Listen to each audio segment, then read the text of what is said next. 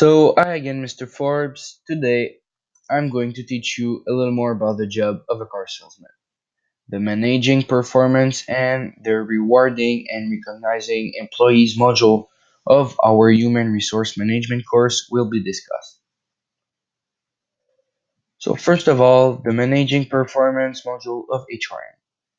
So, as I explained in my first video about the job, the person that sets goal is usually the manager of the dealership. But before starting about how he sets goal and how he tells them to the employees and everything, you gotta know that the main people that set goals for a dealership is generally the brand itself.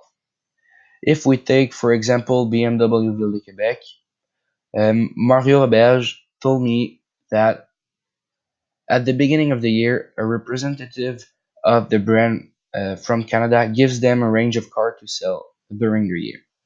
So this means that at the beginning of the financial year of BMW, they send a sales goals to every dealership, let's say in Canada, and depending on the demographics, the economy in the area, and the competitors nearby, they give them a range of car to sales for the year.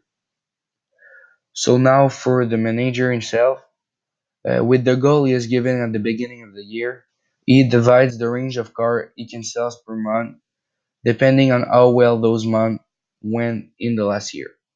So, for example, a car salesman at BMW told me that the month of January and February are usually the months that have the lowest goal in the year. He explained to me that since Christmas just passed, usually people tend to have less money and like they spend less on cars and everything. So therefore they plan year after year that January and February are going to be their lowest months of the year. He also told me that the manager checked for stats, if we can say it like that, of the salesman in the last year.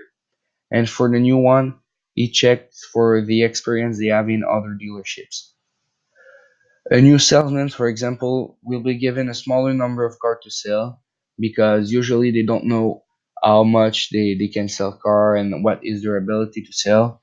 And they do this uh, to ensure that he doesn't lose confidence for the future.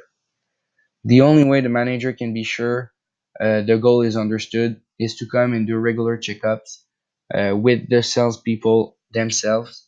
And also, the only way to make a review of the salesman is to come and do checkup with them.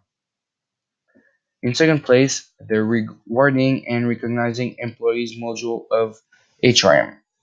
So again, as I explained briefly in the first video, one of the rewards car salesman can get is a bonus. So for example, a salesman receives a goal of 20 cars in a month and he sells 30. A dealership can decide that, let's say, for each additional car over the goal he was set to, they can give him like for let's say $50 per additional car, and that at the end of the month can make a big difference for a salesman, and that is what they tend to reach the reward over their goal. Another reward I've heard about is the employee of the month parking spot.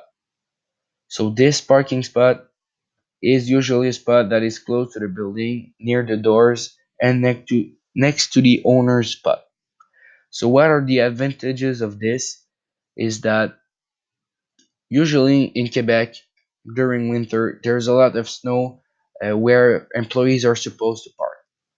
And let's say that you don't want to walk like everyone else. You don't want to walk in the snow for like 100 meters because you don't want snow in your boots. So therefore, the parking spot is a pretty good reward for car salesmen.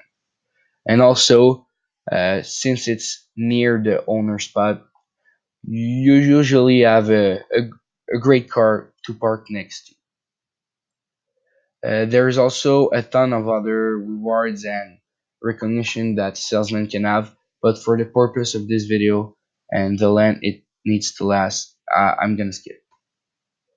In conclusion, the goals are mainly set by the brand, but the manager is the one that ensures them.